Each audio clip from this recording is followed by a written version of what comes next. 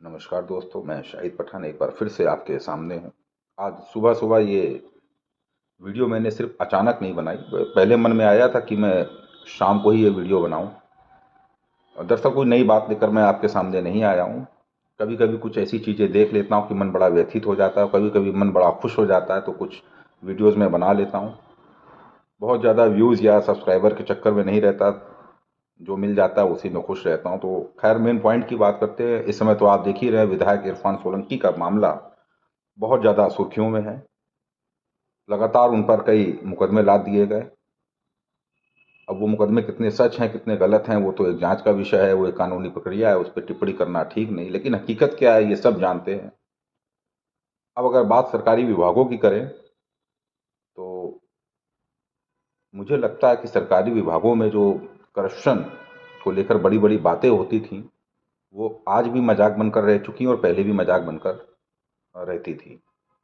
Corruption ना कभी खत्म हुआ है ना कभी खत्म होगा। करप्शन को बढ़ावा देना या इसके पीछे बहुत सारी चीज़ें होती हैं। उसके लिए कहीं ना कहीं समाज के हम लोग भी जिम्मेदार होते हैं। हमारे कोई डॉक्यूमेंट्स पूरे नहीं होते हैं, ख़राब होते हैं, या उसमें कोई कमी रह जाती है, तो उसको दूर कराने की बजाय बाबुओं के अधिकारियों के चक्कर लगाना है, साहब ले देकर कर दो। और ये वाक्य मैं इसलिए कह रहा हूँ कि कल यानी कि शुक्रवार को मैं कल कई सरकारी विभागों में गया।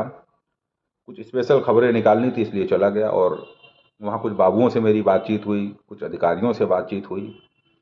कुछ अधिकारियों ने कहा कि बस आप क्या करें, क्योंकि उसमें विधायक इरफान सोलंकी का भी प्रकरण उठा, बांग्लादेशी का भी था, मुख्तार बाबा और हाजी वसी जैसे लोगों की भी चर्चा हुई। उन अधिकारियों का कहना था, मैं नाम नहीं लूंगा, कि साहब जब मेरे सामने कोई कागज आए तो कागज सही लगे उसके अकॉर्डिंग हम लोगों ने काम कर दिया। वो कागज फर्जी थे या जो भी चीजें थी, जब कोई शिकायत आती है तो जांच करते। फिलहाल अभी तक ऐसी चीजें पकड़ में नहीं आई है।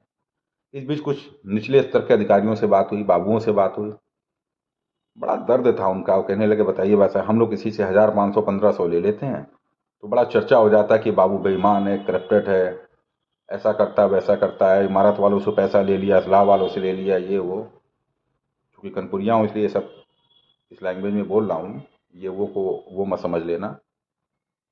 मुझे बात समझ में जो उस समय आई वो ये लगा कि निचले स्तर का, चाहे वो कोई एक लेखपाल हो, तहसीलदार हो, बाबू हो, या किसी और विभाग का कोई छोटा कर्मचारी हो, फील्ड का हो, सुपरवाइजर हो, जब ये अपना काम करते हैं और कुछ चीज़ों को गलत देखते हैं तो ये अपने स्तर से कार्रवाई करते हैं, अपने सीनियर्स को बताते हैं। तो मैंने देखा यही सीनियर्स अपने ऊपर के अधिकारियों का हवाला देकर, अरे यार उसको मैनेज कर लो, ऐसा करना है वैसा करना है, और उसके बाद वहां से माल उतारा जाता है।